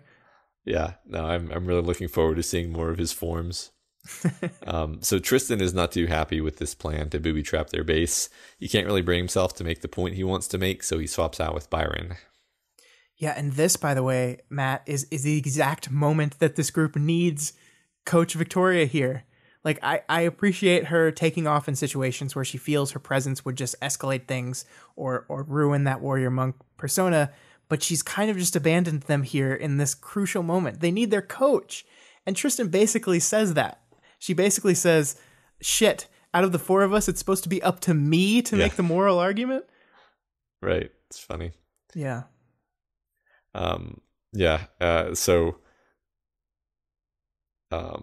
Right. So Byron doesn't have a problem with the traps, but he reiterates that he's not cool with the team idea. And he says, the shitty part of the idea, the thing that worries me, it's the idea that the worst things might bubble to the surface and get in the way of this being genuine or good. Chris is talking about Kinsey making components or alerts for traps that are going to potentially maim. No, that's really not right. So he's emphasizing that if Rain is going to take serious lethal measures, then he should do that apart from the team, which has kids on it. And he says, let them be heroes, be a hero with the team, with that other stuff being secondary. Yeah, and I'm really curious about your interpretation of all this, because I do think the text here is using Byron to confirm a lot of the fears that Victoria and Jessica and, well, us have had about the idea of this group from the beginning. Byron also almost serves in this moment as kind of the audience surrogate, because he has been watching this all from an outside perspective the whole time. He's been external to all this and just kind of watching and observing. And he has some pretty spot on gems here too. I really like when he says, I'm estimating that the team started from a place of healing and support. If this is going to work out at all, and I really don't think it is, sorry, Tristan, it needs to hold on to that. It needs to hold on to that kernel of place of healing and supporting each other. And moving to traps that maim and kill is not doing that. Yeah. Byron is so suspiciously even-handed about all this. Stop it. We'll get to that in a bit. So Rain wishes he could leave Aaron here with them. Basically wants to kidnap her, but he doesn't. And good job, buddy. Yeah. Although you really do understand his thinking here. Oh, yeah. There's a nice beat where Byron gives control back to Tristan, but Tristan says he needs more time to think and willingly hands over the rest of his time. Yeah, which is the second time we've seen this happen now, Matt. The first was around when Moonsong showed up back in the Warden's headquarters, that he basically gave up his time again, which we have never seen that happen in the reverse way so far. Yeah, that's true. And I can think of, that just being because we don't see Byron that much in the team context. Sure. But yeah, it is interesting to point out, yeah. So Byron, Rain, and Aaron now get in the car to drive Byron back to the train station. Byron points out that Rain didn't tell them about the room, which implies that he has told Tristan about it. Yeah. But as honest and upfront as Rain has been during this whole process, yes, he did not fill everyone in on the whole story. He left out the room. He left out the trigger event itself. He left out what he did specifically to these people. He said, yeah, I've murdered people. I've maimed children. But I'm not going to go into the details of what I did to these people yet. Right. He says, I spent all of last night watching someone have the one person they cared about most in the world get torn from them over and over again. Then I saw the aftermath. Hurting Aaron would be the one way they could do that to me. I guess I do. So he's communicating to the audience that Aaron is the best way to hurt him. So that's good. Yeah. I hope no one's listening to that little tidbit. Yeah, great. So Rain talks more about Aaron, just further cementing their relationship as this tender, complicated thing that we just appreciate so much. Yeah, I really love it. I love their complex relationship that is more than just the silly teenager crush than I thought it was. Right. Yeah. I mean, there's definitely a puppy love component, but Yeah. it's in this star-crossed situation that just makes it so much more compelling. Right. Yeah. So Rain admits that the concepts of the room incentivize the cluster killing each other, and if he lets the team know that he has this incentive to kill his cluster, then they might think he's trying to kill his cluster in order to become stronger, which is not really true. He's really just trying to survive. Yeah, but he does say that the thought has crossed his mind. He does say that he's considered that before. Yeah, which is, I mean, honestly, I think that's just natural. Yeah, yeah. So after the talk, Byron leaves in a way that I find ominous but cannot explain why. Don't at me. Matt, Uh-huh. we have a podcast where we explain things. You can't just not explain something. All right, so I just feel like Byron opened the car door. He put a hand on Rain's shoulder, brief, as he made his exit from the vehicle. He crossed paths with Erin, who was returning, accepted a chocolate bar from her, and disappeared around the corner. When you read it in the most ominous fucking voice of all time. It could be perfectly innocent or the most foreboding thing in the world, depending on the camera angles you choose or the music you put on it, or yes, the voice you read it in. Like imagine a shot showing Rain watching Byron walk away over the steering wheel, intercut with Byron taking the chocolate bar, and then the camera lingering on the corner where Byron vanishes for a couple of frames too long. Oh my god. Oh my god. Byron is ominous. He just likes chocolate, Matt. He freaks me out, man. He just likes chocolate. I don't understand. Aaron goes to buy snacks and he leaves and he gives his friend a pat on the shoulder and then takes a chocolate bar. We created a Twitter poll about whether or not Byron is creepy, and I believe the result was that Byron is not creepy. Why is it? It's not loading. It was that he was about 20% creepy. Okay.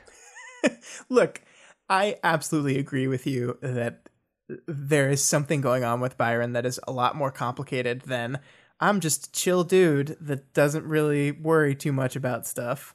But I don't think this scene in particular, comforting his friend and then eating a candy bar, is indicative of some ominous foreshadowing. So, leaving aside whether or not I'm joking about this, I will say that this was about the point when I noticed how paranoid I was being about literally everything, that my brain had chosen to turn the chocolate bar scene into something super ominous because I'm looking for knives in the shadows. Chocolate bar scene. The infamous chocolate bar scene. So yeah, like this is the degree to which Victoria's paranoia has infected me, apparently. Right, and especially at a point where we are just told that there's something more sinister going on in the group. Yeah. So now we have this thing where in arc 3 we were kind of inspecting each member of the group as we learned about them, and we're like, oh, I don't know, look at all these red flags. And then throughout the course of the early part of this arc, we kind of got to understand them a little more and maybe even got a little comfortable with them. And then all of a sudden there's this bombshell. It's no, actually things are even worse than we thought. And now you're kind of right back into that paranoia where you're like, chocolate, huh? Yeah. You understand. I understand. I don't think you're right. We'll see, Scott. So, yeah. Aaron comes and gets back in the car, and they drive. Rain falls asleep in the back, eating a pile of candy, and then he wakes up as the car pulls into the fallen settlement, past the gate decorated with "Abandon all hope, ye who enter here," which of course is the inscription over the gates of hell for those of us who aren't familiar. And they're greeted by 7 fallen capes who bring Rain to talk to the leadership. They escort him with implied threat of violence as he drags his feet. If he drags his feet, and he does not drag his feet. No, he does not. I really like how the opening part of this scene manages to set up the tone of the rest of this chapter. Because yeah, I mean, abandon all hope ye who enter here is a little on the nose, but it's hilarious how true that is for outsiders as well as for Rain, right? And then we see Rain leave Aaron behind here. Aaron, who has just like done something very dangerous and could get her into a lot of trouble. He leaves her alone. And not only does he leave her alone, he hopes that she doesn't have to come with him. Please let Aaron go. Please not make her come with me. And that establishes right away that meeting the leadership is not going to be good. Yeah, right.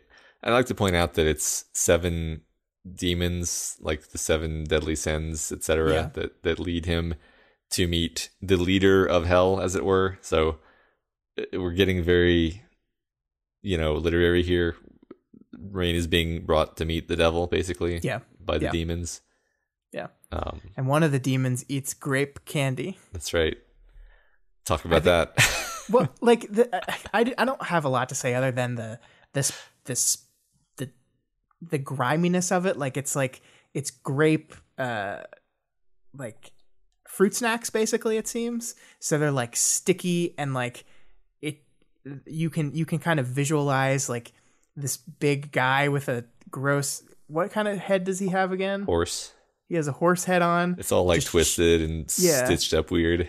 Right, and he's shoveling these sticky candies into his mouth that take a while to chew, and it's just like this very visceral thing that happens to kind of assert how little shit he gives about either of these people. Yeah, I just, whenever I hear about like artificially flavored grape candy, I remember that in organic chemistry lab, we literally synthesized the compound that they put in that candy that gives it that smell from like petroleum products, basically. It's terrifying. Yeah, so just... yeah, basically made that smell from oil. Never eating fruit snacks again. That's probably a good choice. So they reach the house, and it seems like some kind of meeting is in progress. There are 6 senior fallen with demonic cape masks, as in cape-made masks that look like mutant animals in the house. Rain can trace his family connection to both the leadership and to the beaten-down servant girls.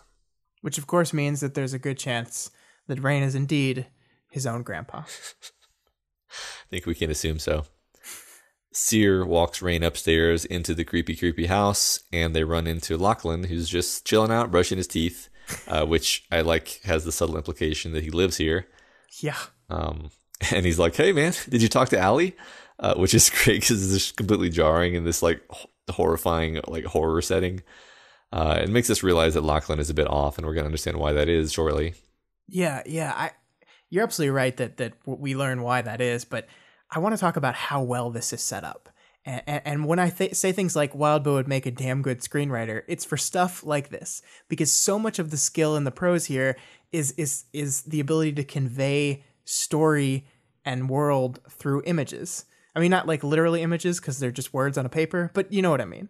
Yeah. Like, because we have Rain like terrified that Aaron would have to go as well. We see all the other teenage Gars stop at the fence. They won't even go in. They won't even get close. They stop at the fence. We go upstairs and leave behind the scene of people in horror masks casually eating snacks around a living room. And then we juxtapose that with Lachlan brushing his teeth. And it's something so mundane and so normal that it immediately clashes with all this tension we've been building up. And that gets us to that point exactly where you put out, that there's something not right about Lachlan. There's something not like a guy standing there in what I imagine is PJs with a toothbrush in his mouth as words filled with tension is like the perfect way to drive home exactly that thought that something is wrong with this kid. Yeah. And he's just hanging out here. And even now, Seer like stops at the top of the stairs basically and is like, sends Rain the rest of the way down the hall. He won't even go down the hall with him to the door. Yeah. Because nobody wants to, the implication, I guess, is nobody wants to actually have to be in contact with Mama Mathers. Which makes a lot of sense once you realize what her power is. Yeah. Rain walks down that hallway to Mama Mathers' room. And when he opens the door, she appears and she stands over him and questions him. or so we think at first. She's kind of grilling him on what he's been doing, where he's been, on his loyalty, and kind of reminding him of his place. And this is particularly chilling here, where she says, the hair. So she had told him to grow his hair long, because he caught her attention, and she says the hair is to remind you that if you won't be a soldier for the families, we'll have you be a slut. We'll get children out of you. If you fail at that, if they're sickly or disobedient, we'll geld you like we would any of the farm animals. And this is said in like an ethereal, haunting tone. And it's so like it's so interesting when you think about one of the things we've talked about on this podcast a lot, which is one of the things Victoria notices is how you present yourself to the world is a definition of who you are. And we learned that one of Rain's most prominent features, which is his long hair, is something that was not his decision. Like he has no control over how he presents himself to the world. And that's like that complete lack of control and that complete lack of individuality amongst any of these people is shocking. Yeah. It just highlights the dehumanizing sorts of tactics that this cult uses. Yeah. So he dutifully defends his aunt and uncle to Mama. He promises he'll figure out how to be a good soldier for her. He tells her that he needs to kill his cluster, which, is nice because now we know that like that mission is actually consistent between the two lives that he's trying to lead. So at least he has that, which is unfortunate for him because it's the most violent and terrible thing that we could want. But it also, like, we just had a conversation with Byron where he said, I don't want them to think I'm going to kill my cluster to get more powerful. And now he's just said, Mama, I'm going to kill my cluster to get more powerful. Right. And he's like caught between these two worlds. And they're dealing with the same problem, but in two seemingly diametrically opposed ways. And which way he's going to end up with is the big plot point that is going to come out of this. Yeah. Either way, he's incentivized to kill his cluster. So I mean, true, right. But yeah. So she tells him that she'll be watching, and only then do we realize that in fact Mama is still in bed. She stands and tells him to look at her, and when he does, it's like her presence fills his psyche. Everything I said to you before now, it came from within you. I saw and heard much of it, she said. So I like this because we aren't really sure how her power works. Like, what can she see? What can't she? Like, how does this work exactly? How is she getting this information out of him? And it puts us in the same frame of mind as her victims, who also probably don't know what she can see and what she can't, and what's going to summon her. And so they police themselves, basically. It's a good reflection of like the ultimate control of a cult, right? I mean, that's what this power is so fascinating. It's like, I will be there, I will see and hear everything you do, but will they? Like misinformation is one of the most powerful tools a cult can have. Yeah, that's true. It also reminds me of this idea of like, the best way to control people is to tell them that like God is watching their thoughts, and he's going to punish you for sinful thoughts, not just sinful actions. And so you become the perfect servant because you police yourself. And, so she goes on to say, every time you think of me or mention me, I will be there. I will know where you are and see what you are doing. I will take stock and I will make my judgments. You will think of me while saying your prayers or waking and on retiring, kneeling by your bed before each meal. So basically she is taking the role of God, right? She literally when you pray, when you give thanks for your meal, I am sitting and she uses the word judgment, which is the role of God. So like she has supplanted God in this community, basically. Yeah, absolutely. And of course, in classic parahuman sense, it's made literal that literally when he thinks of her, when he prays to her, she will appear there. Yeah. She will be there looking at him. Yeah. So it's a panopticon inside your own head. And I guess Kinsey only wishes that she could be this invasive. So on his way out, he runs into Elijah. Oh, who's that? We'll see. First, this wonderful bit. Elijah held a bowl of water with a sponge floating in it in the crook of one arm. He had a slight smile on his face, barely visible through the long white-dyed hair he had. Giving Mama a sponge bath. Yep, and looking forward to it. Loves it. So I didn't get it until like 6 minutes after I finished reading the chapter. But yeah, this is Veil 4, which is so awesome. Such a wonderful, connection. Freaking Taylor, man. I know. Either finish the job off, or you made it worse. So what you're saying, Scott, is he should have cut his throat. No, I'm not saying that. Okay. I'm not saying fine. That. I'll get you one of these days. So we learn that his power changed to give his voice the command power that his eyes used to have, or at least a version of it. And he says, I fixed it myself after getting powers. Looked myself in the eye, mirror right in front of me, and I told myself to enjoy it, to like it, my own mother a mere thought away, to be loyal. And so that's why that kind of explains a lot about Veil 4. Yeah, it does. And he also confirms that he's the reason Lachlan is the way he is. Yeah, poor kid. Yeah. Yeah. Good job, Wildbow. You've made us feel sympathetic for Veil 4.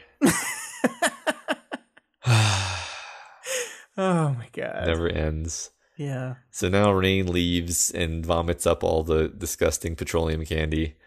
And then he goes to his workshop because that's the only place he's going to be able to reach before his timer goes off, I think. But Aaron is already there. And as he kind of protests, she rests his head in her lap and holds him with Mama's ghost standing over them as the cluster dreams come on. So this is his day, right? I think like this should be his dream, I believe. Yes, which is just the best. Yeah. So I mean, this is horrifying, absolutely horrifying. I love the religious imagery, though. I think you're absolutely right that we lean hard into the demons and the hell and the gods.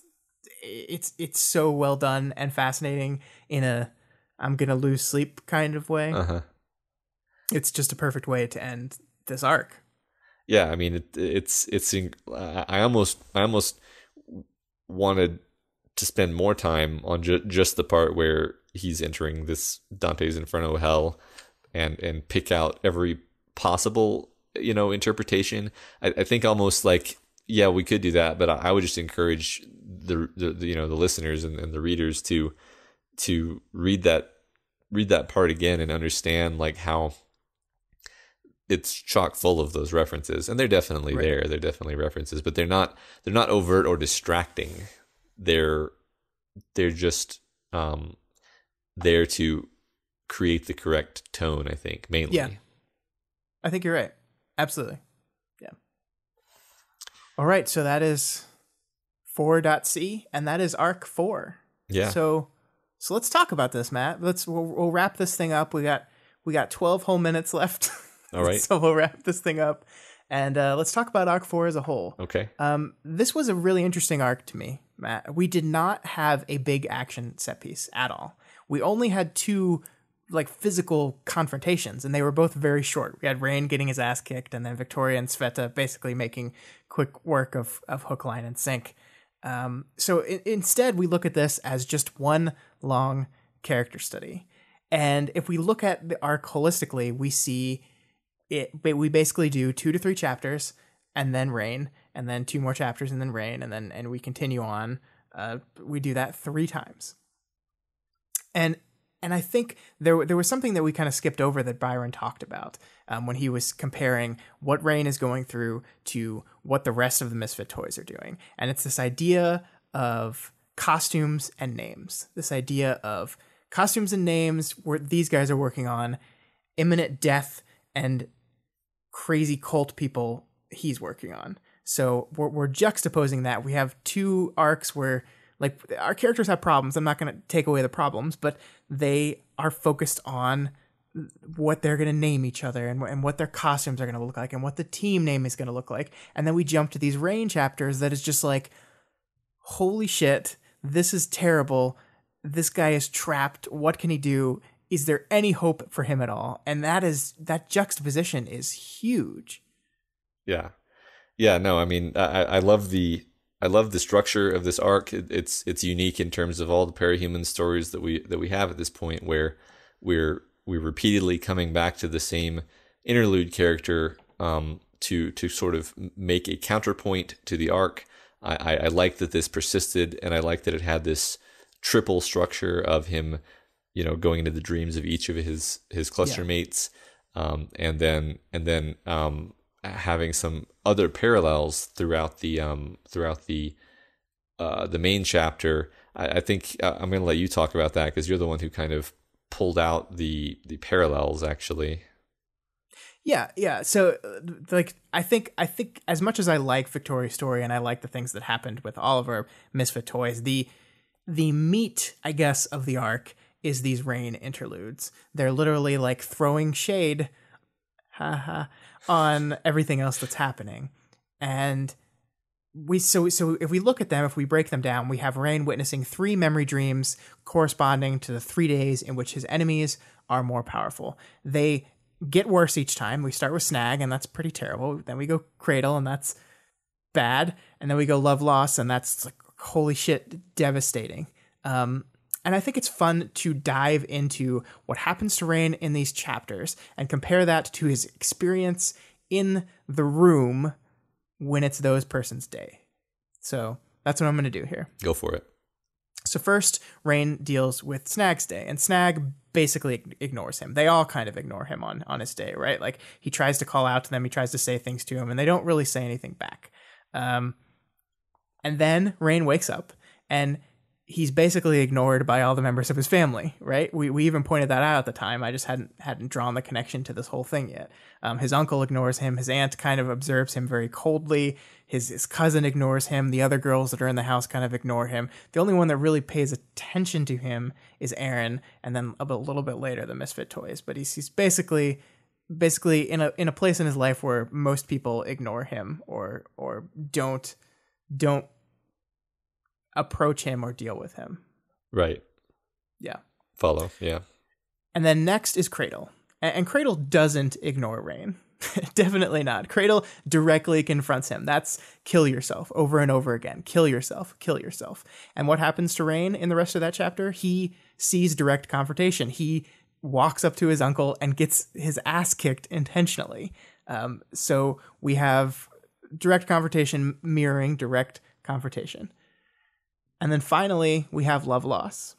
Love Loss doesn't ignore Rain. She doesn't directly confront him either. She just looks at him. She just glares at him. She just sees him. And in this chapter, Rain is confronted by Mama, a person that literally appears and sees him and his thoughts and everything he's doing every single time he thinks about her. A person who sees him. And it's a nice little poetic kind of 3-beat here, where we have the reflection of how they're being treated in that world to how their day goes and how they're being treated in that day. And it makes me very, very, very interested in what Rain's day looks like. Yeah, me too. I am really want to get to what that's going to be like. Yeah. Yeah. And sorry, go ahead. No, I was waffling because I was like slipping back into we've got worm mode of having actually read the next 2 chapters and being like, oh, did I just slip my hand? But no, I didn't. You cheated. I haven't read the next 2 chapters. I know, but that's because your superpower is restraint, Scott. So I mentioned what I thought my interpretation of the arc title was, of what Shade was. I'm interested if you have a differing one, what you thought of that. I think it's just like an encroaching darkness. It's a threat. There's I've liked all of these Ward arc titles because they're fairly open to interpretation, and you can make all sorts of interpretations in retrospect. I mean, okay, so we have the shade of the fallen, the shade of hell, the darkness of being disconnected from God's light, as Dante would have it. Yeah. You know, obviously rain is a big focus in this chapter. Yeah. You could kind of go on and on about it, but I don't think there's one interpretation. I think that's kind of what I'm getting at. No, and I think you're right, and that's like, I had an easier time coming up with the clear intent behind the arc titles in Worm. I felt like a lot of times they were very, very obvious and logical as far as what they mean. I mean, like Cell is one where Taylor literally spends the entire arc like trapped inside the PRT headquarters. And these are definitely a little more abstract. It's almost less important what it specifically means for the arc and more important to see the trend over the course of the arcs. Like Shade means more in reference to what the earlier ones were, because we're going to a place of darkness, and we're going to continue there in the next arc, which is Shadow, which is even more darkness and even more encroaching, being robbed of the light. Yeah.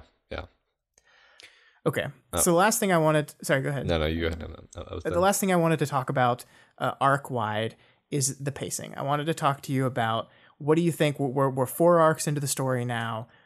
What is your general thought of the pacing? Because I've been seeing a lot of kind of rumbling in different places about how some people have called it slow. Some people have called it like that something needs to happen. And I wanted to get your opinion on this. I mean, I don't agree with first of all, I don't agree that it's slow. I think that people may have forgotten what it's like to keep up with a web serial, frankly. Because when you're reading it week by week, like each of these chapters is a absolute buffet of things happening. They're just not always like a giant cape fight. There's always something interesting, some little character change, something interesting happening in each of the chapters that's released, and of course each arc is many chapters. And if you actually walk through the synopsis of the story up to this point, from Glowworm on, so much has happened and so much has changed. Maybe not as much has changed in Worm when we got to this point in the story, but this is not trying to be the same kind of story. So if your criterion of saying that this story is slow is that it's slower than Worm, then I suppose that's true. But this is trying to do something very different, and I really appreciate what it's trying to do. Mm-hmm.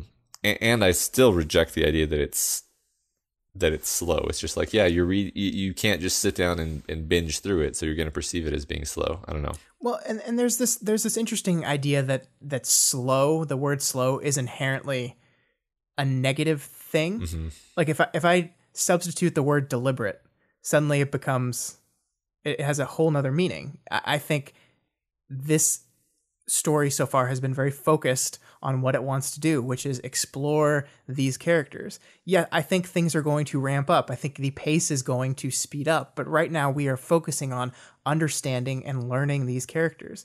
And we've taken a good amount of time to do it. And I think you're absolutely right that the problem is when you start comparing it to Worm, when you start saying, what was happening in Worm at this arc? Like, I feel like when we get to arc 8 of Ward, there's going to be a lot of people that are like, where's the giant fish monster to fight? Where's that happening?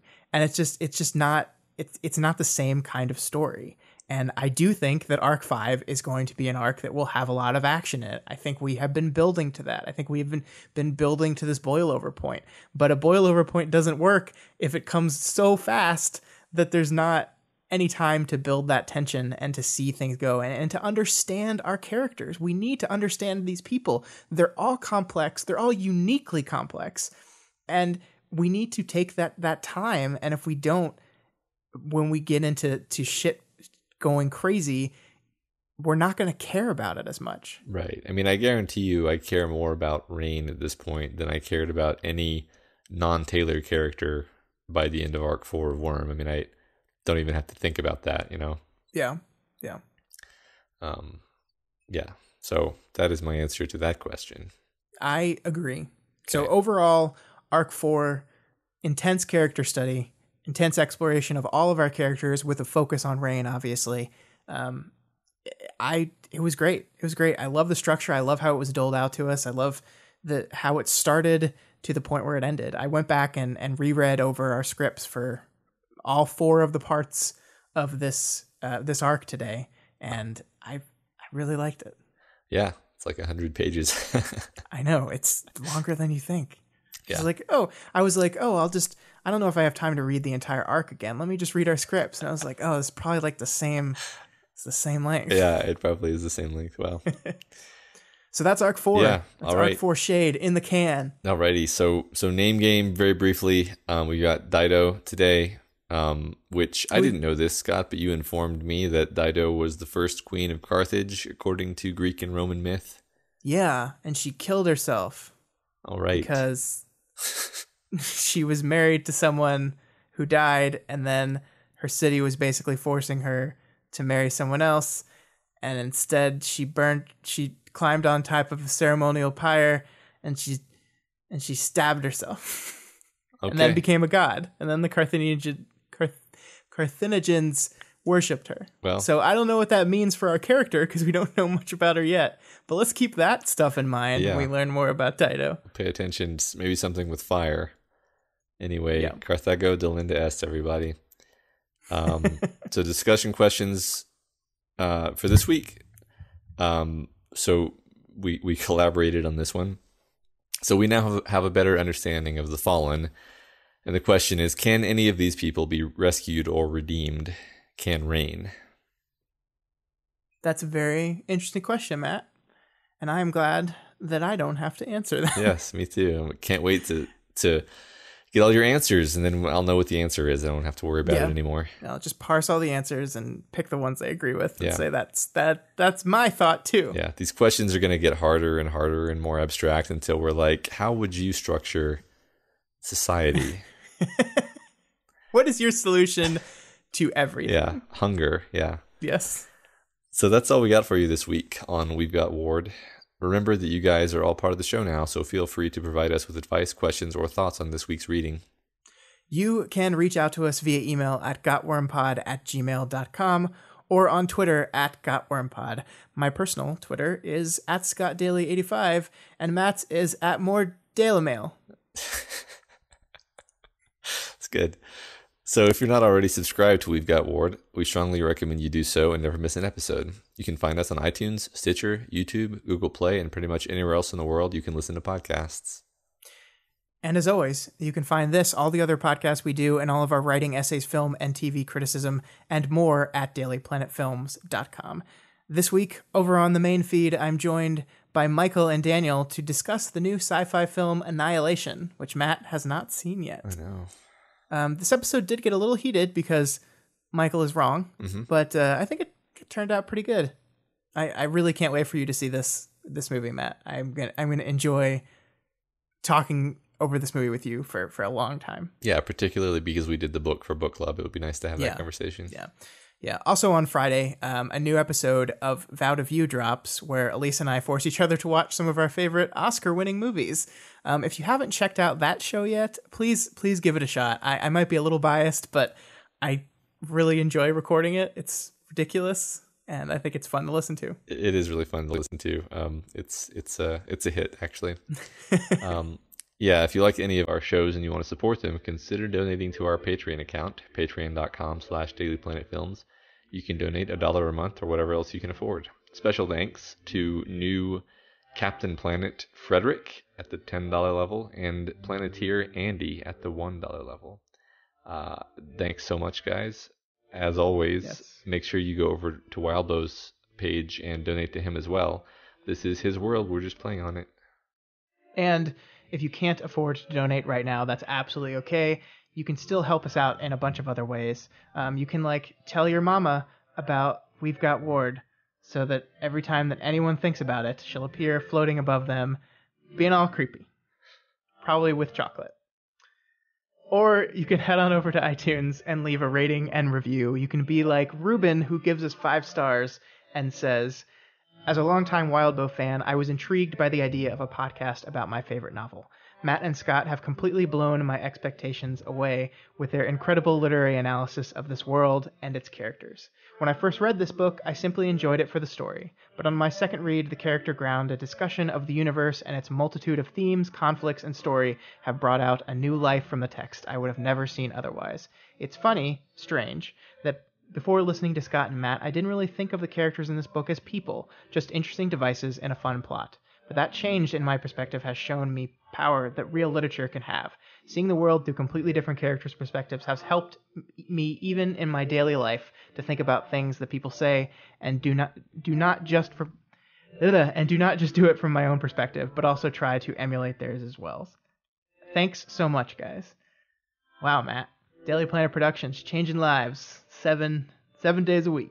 All right, that's okay. 3 days, 3 days a week. 3 days a week. Maybe we'll build up to 7. Yeah, I mean that's the goal, right? Yeah, I mean it's right there in the name, daily, right? Yeah.